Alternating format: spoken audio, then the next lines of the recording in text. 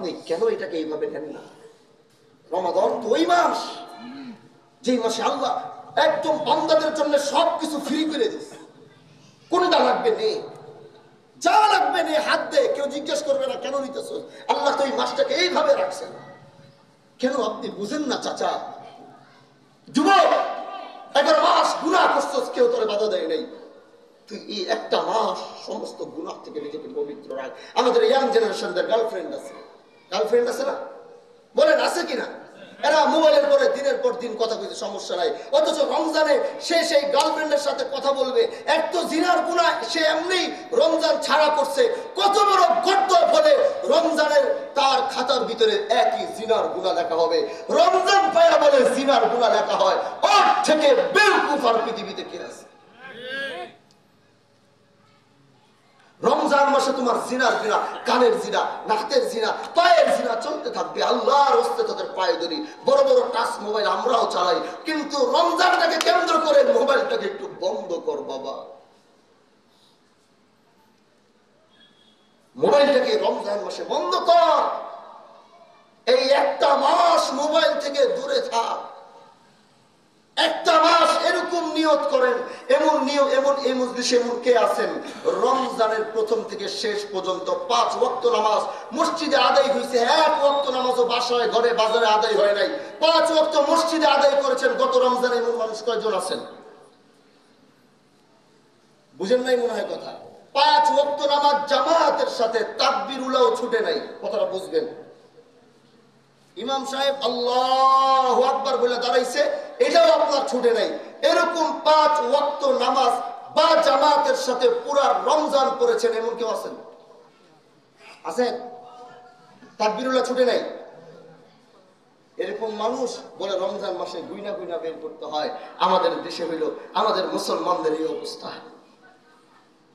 এজন্য এবারে রমজানে আমার শেষ বার্তা, শেষ কথা, বেশি লম্বা দীর্ঘ কথা আমি বলবো না।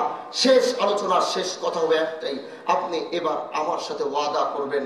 ওয়াদা আমার সাথে করবেন না, আল্লাহর সাথে আপনি ওয়াদা করবেন। কি ওয়াদা? এবারে রমজান শুরু হয় মাগরিবের নামাজের পরে চাঁদ দেখার সাথে, তাই না? রমজান শুরু হওয়ার সাথে সাথে আমাদের এশার নামাজ আমাদের প্রথম নামাজ হয়, কি তাই না? এবং রমজান শেষ হয় মাগরিবের নামাজ। মাগরিবের নামাজের পরে যদি চাঁদ উঠে গেছে তাইলে তার পরের দিনই রমজান খালাস, খতম। এবার আপনি ময়দান থেকে যারা মুরব্বী যুবক যারা বসেছেন এবং পর্দার আড়ালে যে মা বোনরা আমার কথা শুনছেন তাদেরকে বলছি, আপনারা ঘরে পড়বেন, কিন্তু এই যে পুরুষ যারা আমার সামনে বসা, আজকের এই ময়দান থেকে আপনি একটা নিয়ত করবেন, জীবনের শেষ রমজান মনে কইরা। কারণ এখনো রমজান পর্যন্ত যাইতে পারবো কিনা এটা জানি। হয়তো কি হয়েছে জানেন, কাফনের কাপড় বাজারে চলে আসছে আপনার আর আমারটা, আর ওই কাপড়ের বিক্রেতা আছে না, হ্যাঁ রিজিক তো কাপড় বেচা। একটা কাপড় বিক্রি করে 200 টাকা লাভ করতে পারলে ঘরে 2 কেজি চাল নিয়ে যাবে। ওই বিক্রেতা কি চাইতেছে জানেন? চাইতেছে ভাই তাড়াতাড়ি আমার 2-4টা কাপড় বিক্রি হোক। কিন্তু সেই বিক্রেতা জানে না তার এই কাপড়ের কাপড়টা যখন বিক্রি হবে ওই সময় আমি দুনিয়াতে থাকবো না, ওই সময় আপনি দুনিয়াতে থাকবেন। সে বেচার জন্য অপেক্ষায় হয়ে গেছে, কিন্তু কাপড়ের কাপড়টা যে আমার এটা তো জানে, কাপড়ের কাপড়টা যে আপনার এটাও জানে না। ওর কথা হলো তাড়াতাড়ি কাপড় 2-4টা বিক্রি করতে হবে, কারণ ব্যবসায়ী তো এটা, আল্লাহ রিজিক তো এখান থেকে রাখছে।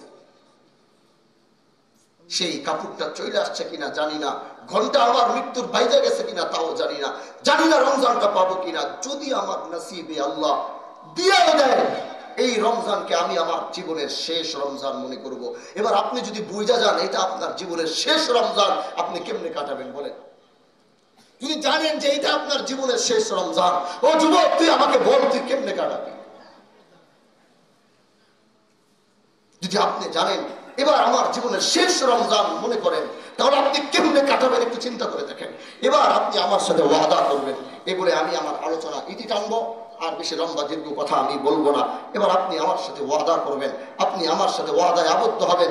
এবারের রমজান আজকে আপনি ওয়াদা করবেন, রমজান শুরু হয় মাগরিবের নামাজের পরে, এশার নামাজের মাধ্যমে আপনি আমার সাথে ওয়াদা করবেন এবারের রমজানের ঘোষণা আসার সাথে সাথে আপনি দৌড়ায়া যে মসজিদে এশার নামাজটা পড়তে যাবেন, ওই এশার নামাজ পড়তে গিয়া আপনি ইমাম সাহেবের পিছনে তাকবীর উলার সাথে ইমাম যখন বলবে আল্লাহু আকবার, আপনি ওই পুরাটা আল্লাহু আকবার পাবেন।